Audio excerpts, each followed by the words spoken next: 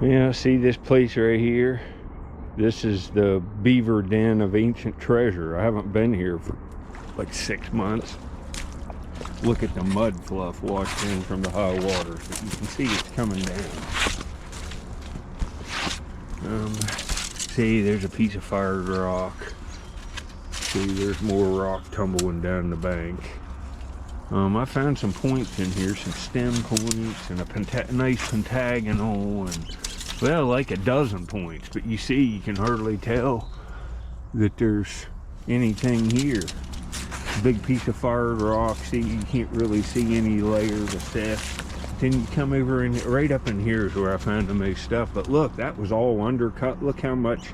This was down another 3 foot. This is just silt that's washed in. It's got to all wash out. You can see that's probably a fox there. I don't see much of anything. See, right in here, there could just be a point laying out. But I didn't find a lot here for as much as I spent. Say the chances, you know, 1 in 10 shot finding one laying out versus sifting.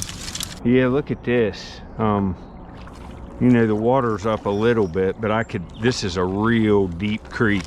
It's a lot deeper, like it's over my head right in here. Like if I'd step across this with muddy water, it'd just be, you're like boom, and it doesn't look it. But look how far you can go up in these places. This is just a stream running into the Ohio River. You know, imagine a fishing video up in here.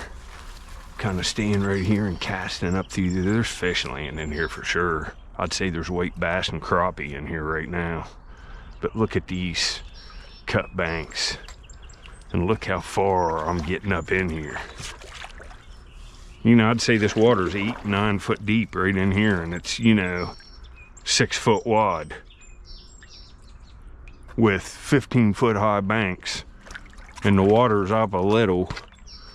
You see here these cuts, I could go clear up in here, around, and probably way up in here, but I'm not going to be able to get turned around really unless I take my, see,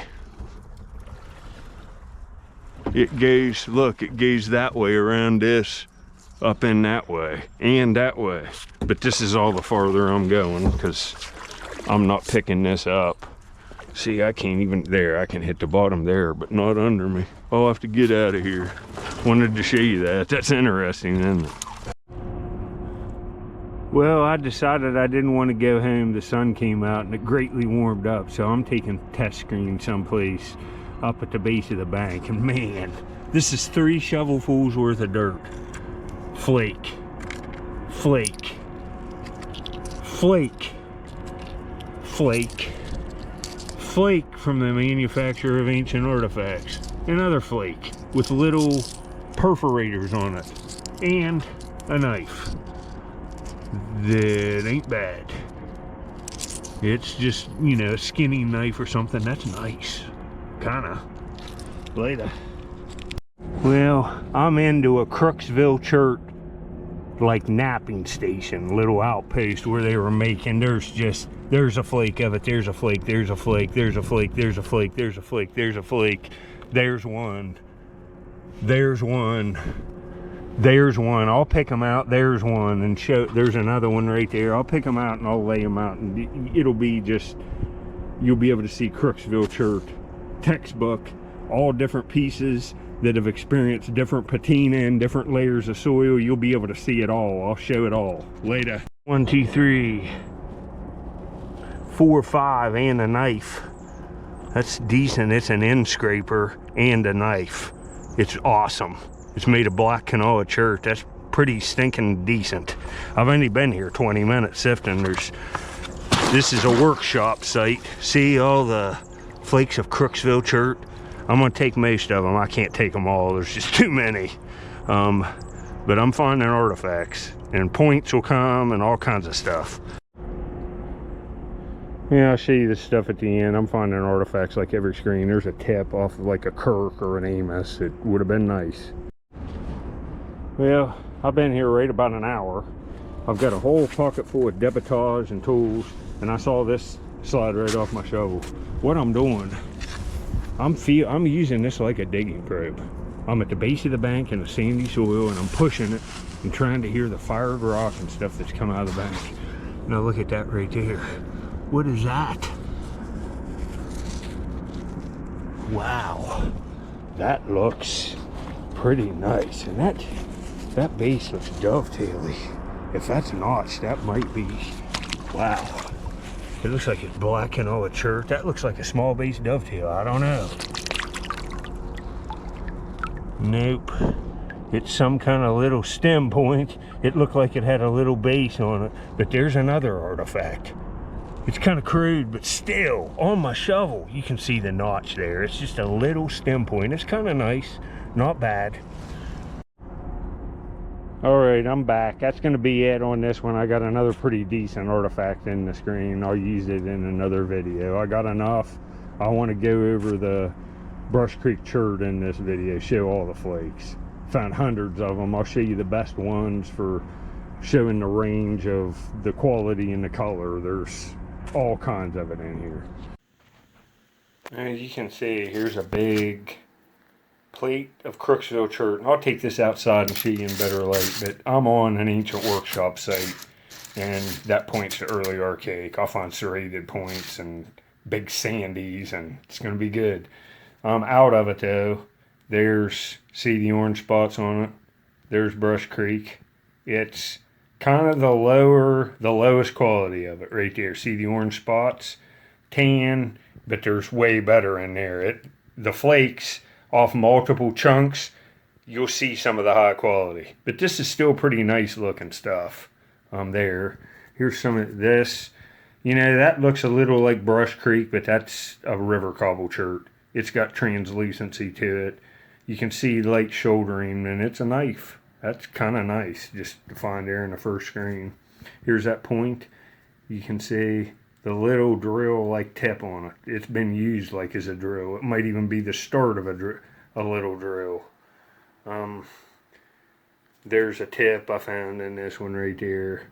That's a tip off an old point, a Kirk or an Amos. See, and this is nice. Look at the kind of pentagonal cutting edge up there.